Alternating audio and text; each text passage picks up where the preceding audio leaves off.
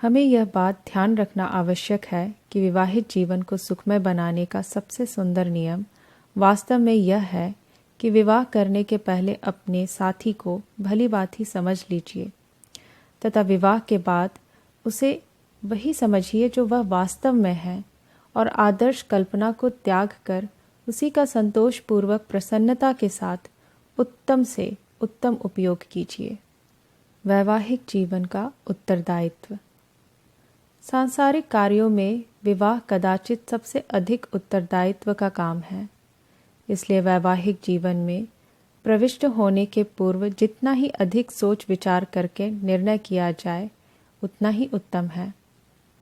आजकल हर प्रकार से संतुष्ट, संतुलित, सुखी विवाहित जोड़े बहुत कम दिखाई पड़ते हैं। उसका कारण प्रायः यही होता है कि अधिकांश लोग प्रायः अज्ञान में अथवा आवेश में विवाह कर डालते हैं। आजकल के अनेक नवयुवक तो विवाह के पूर्व अपनी पत्नी के विषय में सिनेमा की प्रेम लीला जैसी सुमधुर कल्पनाएं करके गगन विहार किया करते हैं। उन्हें प्रायः विवाहित जीवन में भारी निराशा का सामना करना पड़ता है। पश्चिमी देश में तलाकों की संख्या की उत्तरोत्तर वृद्धि का एक मुख्य कारण भी यही है। इस मनोवृत्ति का शिक्षित युवक जब विवाह करता है तो उसके मन में अपनी पत्नी का एक आदर्श रूप उपस्थित रहता है। वह उसकी पुष्प सी कोमल, चंद्रमा सी सुंदर, विद्युत में चतुर, संगीत नृत्य विद्याओं में निपुण, हर प्रकार से सरल, साधु, मीठे स्वभाव की कल्पना करता है। वह सिनेमा के चलचित्रों में कार्य करने वाली नर्तकियों को देखते देखते एक ऐसा आदर्श मन में बना लेता है जो कभी पूर्ण नहीं हो सकता। वह बड़ी बड़ी आशाएं लेकर वैवाहिक जीवन में प्रविष्ट होता है। मनोविज्ञान का यह अटूट नियम है कि दूर से स्त्री को पुरुष तथा पुरुष को स्त्री आकर्षक प्रतीत होते हैं। विवाह के कुछ मास एक प्रकार के उन्माद में बीत जाते हैं। तत्पश्चात उसका मन उबने लगता है। पुरुष स्वभाव से नवीनता का उपासक है। समीप में रहने वाली वस्तु उसे पुरानी, नीरस, आकर्षक विहीन, फीकी सी प्रतीत होने लगती है। यही दाम्पत्य जीवन के असंतोष का कारण है, जिसकी वजह से तलाक जैसी अप्रिय बातें होती हैं। इसी वृत्ति से संघर्ष कर उस पर विजय प्राप्त करने की आवश्यकता है। विवाह से पूर्व स्त्री को पुरुष तथा पुरुष को स्त्री को देख लेने, परखने, उसके विषय में दूसरों से सलाह लेने, यदि संभव हो सके तो परीक्षा करने, हर प्रकार की सतर्कता, दूरदर्शिता बरतने की गुंजाइश है। वर वधू की चाहिए कि झूठी शर्म त्याग कर एक दूसरे के गुण, कर्म, स्वभाव का ज्ञान प्राप्त करें। एक जैसा न हो तो दूसरे साथी को उसका संतुलन करना होता है। एक सी रुचि के दो व्यक्ति जीवन में सरलता से चल सकते हैं। एक शिक्षित तथा दूसरा अशिक्षित होने से अनेक बार दृष्टिकोण में विभिन्नता तथा कटुता उत्पन्न होकर दाम्पत्य माधुर्य को नष्ट कर देती है।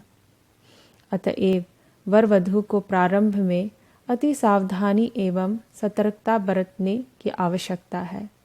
अपने साथी के शरीर, मस्तिष्क, विचार तथा स्वभाव का ज्ञान प्राप्त कीजिए। वह नीरस प्रकृति का है या हंसमुख मजाकिया, वह गंभीर अध्ययनशील है या सदैव जल्दबाजी में रहने वाला या तीव्र भावों में बह जाने वाला, वह उदार है या संकुचित, जिद्दी, निश्चयी पुरुषार्थी, मत या स्फूर्तिवान, वह किसी कार्य को लगातार करता है या बीच में ही छोड़ भागने का अभ्यस्त है। प्रेम के संबंध में उसके क्या विचार हैं, उसकी आर्थिक स्थिति तथा आवश्यकताएं कैसी है, इन तथा इसी प्रकार के अनेक प्रश्नों पर विवाह से पूर्व ही खूब देखभाल, विचार, विनिमय करने की आवश्यकता है। उत्तरदायित्व का निर्वाह। विवाह के पश्चात आप पर एक बड़ी जिम्मेदारी आ जाती है। पति को पत्नी के स्वास्थ्य, आराम, मानसिक तथा शारीरिक सुख का ध्यान रखना है तथा पत्नी को पति के कार्य, पेशे, भोजन, मनोरंजन, बच्चों की देखभाल, गृह प्रबंध इत्यादि में अपने पृथक पृथक उत्तरदायित्व का निर्वाह करना है। पति का कार्य क्षेत्र अधिकतर घर के बाहर संघर्षपूर्ण कार्यस्थल है, जहां उसे जीविकोपार्जन करने के हेतु कठोर परिश्रम, कार्यदक्षता, कौशल प्रदर्शित करना होता है। उसका उत्तरदायित्व अधिक है क्योंकि उसे जीविका कमाने का कार्य तत्परता से करना होता है। पत्नी अपने गृह प्रबंध, मृदुल सहानुभूतियाँ, पूर्ण व्यवहार तथा सौंदर्य से घर को स्वर्ग बनाती है। हमें विवाहित जीवन में अपनी जिम्मेदारी निभानी है। अपने जीवन साथी की निर्बलताओं को सहानुभूतिपूर्ण ढंग से निकालना है। उसके स्थान पर उत्तम गुणों का समावेश करना है। हम सब तरह के असंतोष को दूर करेंगे, परस्पर एक दूसरे के दृष्टिकोण को समझेंगे, आपसी गलतफहमियों को न बढ़ने देंगे। यह मानकर दाम्पत्य जीवन में प्रविष्ट होना श्रेयस्कर है। यह समझने की भावना सुखमय दाम्पत्य जीवन का मूल मंत्र है। कौन पति पत्नी नहीं झगड़ते, विचारों में अंतर कहाँ नहीं है, एक जैसे स्वभाव कहाँ मिलते हैं। ऐसा कौन है जिसमें कमजोरियाँ, दुर्गुण, शारीरिक या मानसिक दुर्बलताएं नहीं हैं। यदि आप एक दूसरे की दुर्बलताओं पर कलह करेंगे तो अल्पकाल में संतोष नामक महाभयंकर राक्षस आपका विवाहित जीवन कटु बना देगा। आपका सौंदर्य और प्रेम पिपासु मन एक स्त्री की सुंदरता छोड़ दूसरी से तीसरी, चौथी, 10वीं न जाने कहाँ कहाँ मारा फिरेगा। मन की बागडोर ढीली न कीजिए। अपने जीवन साथी में ही सरलता, सौंदर्य, कौशल, माधुर्य खोज निकाल लीजिए। उसकी अपूर्णता को पूर्ण बनाइए। अशिक्षित है तो शिक्षित बनाइए, शिक्षित कीजिए। पुस्तकें पढ़िए।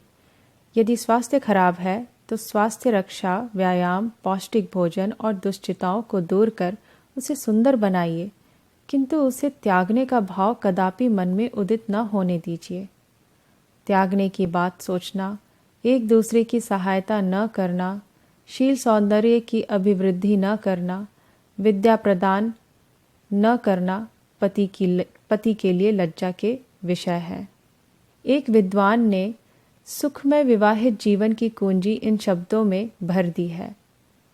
वे कहते हैं, जिस प्रकार जिस उद्यान का माली उसका ध्यान नहीं रखता तो वहाँ घास फूस उग जाती है, कांटे उत्पन्न हो जाते हैं। उसी प्रकार जब पति पत्नी दाम्पत्य प्रेम की सतर्कता और ध्यान पूर्वक रक्षा नहीं करते तो वे कटु भावों, ईर्ष्या, ऊंच नीच का भाव, मनोमालिन्य, शिक्षा अशिक्षा, संदेह, गलतफहमी, असंतोष, मनमानापन में परिवर्तित हो जाता है। प्रत्येक कार्य आलस्य, नीरसता, रोग, पर पुरुष या पर स्त्री का दाह के रूप में दाम्पत्य सुख को हानि पहुंचाने की धमकी देने लगता है।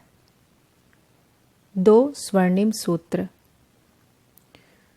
इस स्थिति पर विजय प्राप्त करने के 2 मार्ग हैं।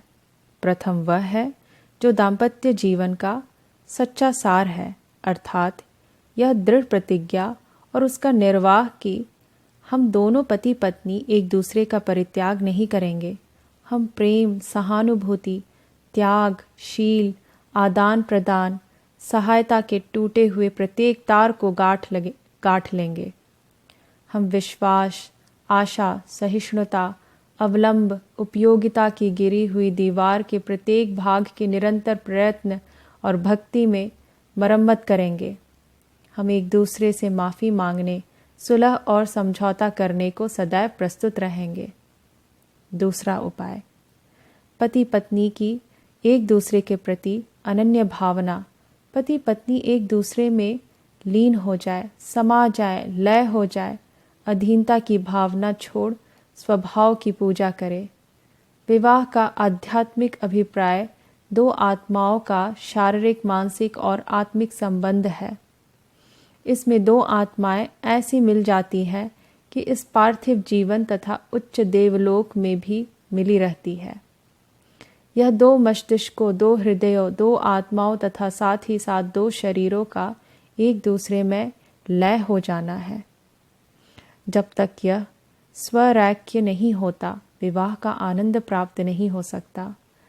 विवाहित जोड़े में परस्पर वह विश्वास और प्रतीति होना आवश्यक है जो दो हृदयों को जोड़कर एक करता है।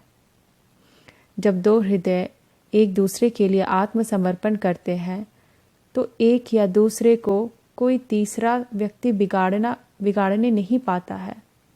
केवल इस प्रकार ही वह आध्यात्मिक दाम्पत्य अनुराग संभव हो सकता है, जिसका समझना उन व्यक्तियों के लिए कठिन है जो अपने अनुभव से इस प्रेम और समझौते के, इस पारस्परिक उत्तरदायित्व तथा सम्मान के, आसक्ति और आत्मसंतोष के, मानव तथा दिव्य प्रेरणाओं के विस्मयोत्पादक संयोग को, जिसका नाम सच्चा विवाह है, नहीं जानते। शास्त्रों में कहा है कि न गृहम मित्याह गृहिणी गृहम मुच्यते, अर्थात घर को घर नहीं कहते, वरन गृहिणी को ही घर कहते हैं। और लोक प्रसिद्ध है कि बिन धरनी घर भूत का डेरा। लोक और शास्त्र की बात समर्थन व्यवहार द्वारा हो जाता है। मनुष्य जीवन का आधार प्रेम है। जहाँ प्रेम है वहाँ स्वर्ग है, सुख है। जिस घर में प्रेम नहीं, वहाँ रहने की इच्छा ही नहीं होती, ठहरने की आकांक्षा नहीं रहती।